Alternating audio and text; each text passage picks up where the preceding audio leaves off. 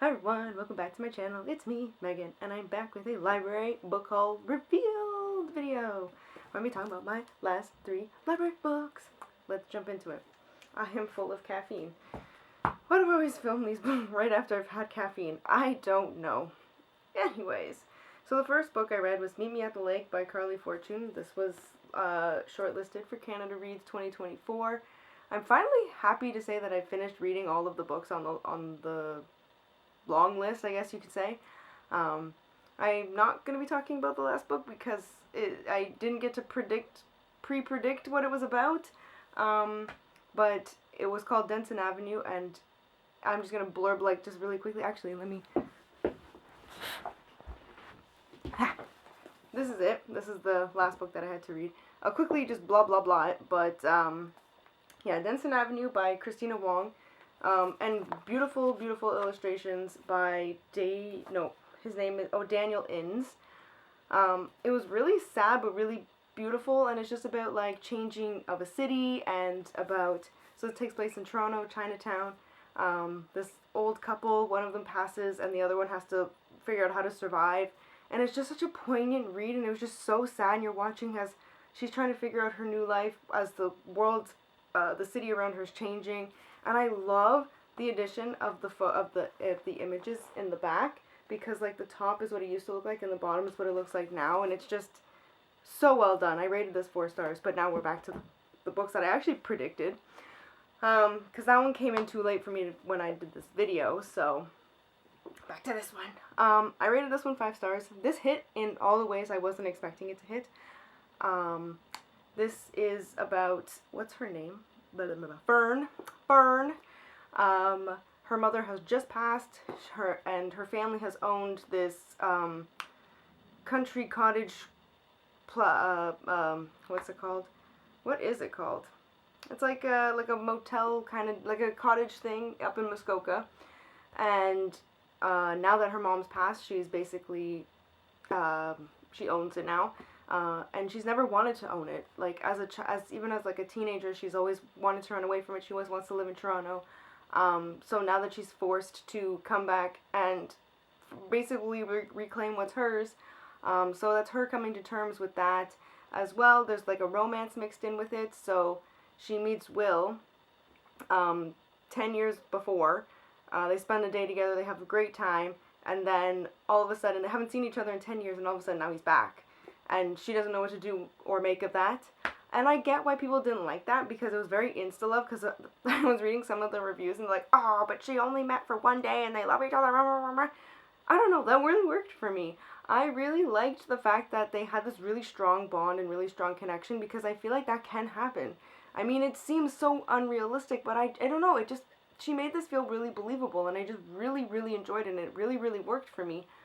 So I liked that. I liked the mother-daughter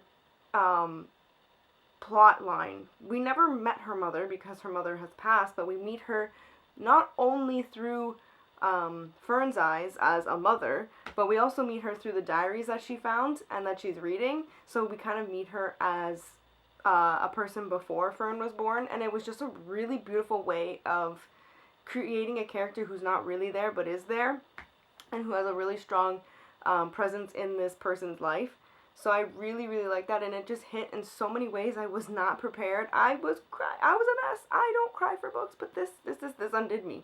So I was like, it's a 5 star. It's 5. I breezed through it. It was so quick. So I highly recommend this, but I get why people didn't like it. Then the next book I read was The Zookeeper's Wife by Diane Ackerman. I read this for the Storygraph Challenge for Poland, our Reading Around the World. This one is for Poland, and I rated it 3 stars, I'm pretty sure. I liked it. I was like, oh, that's cool. Like, it was good to know, but I also didn't like it. Like, the writing was clunky. That's my new favorite word. There were moments where this didn't know so this is a nonfiction book. So this didn't know if it wanted to be fiction or nonfiction. The way she wrote it would be like, oh, this prosy, blah, blah, blah, be fanciful. And then all of a sudden it would like hit like a textbook, and it would be very clinical in like the way she wrote. And I'm like, you need one or the other. You can't you can't try and do this balancing act, especially when she's telling a story about another, like, about this family. Like, this didn't happen to her. This has happened to someone else. So that's why I was like, this didn't really work for me. And I kept going in and out, and I was just like, I'm not, this isn't entertaining me. Well, okay, maybe that's not the right word to use, but it wasn't keeping my attention. I was bored reading it at some point, and I was like, okay, that's cool.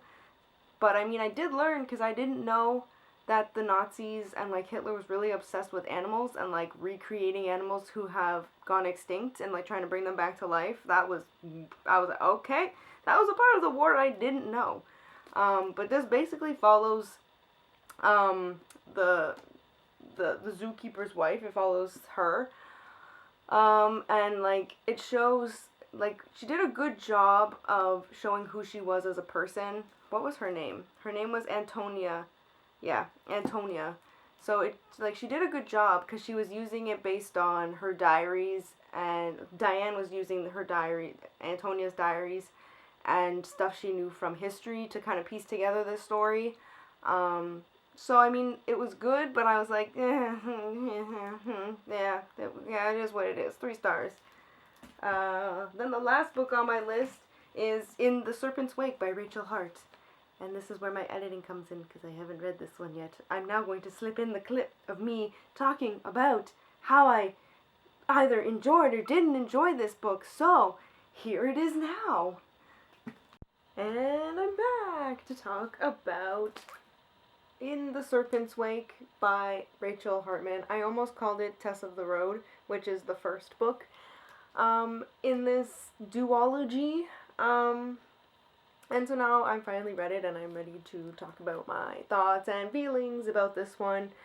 So this is, like I said, the continuation to Tess on the Road, where Tess is still on the road.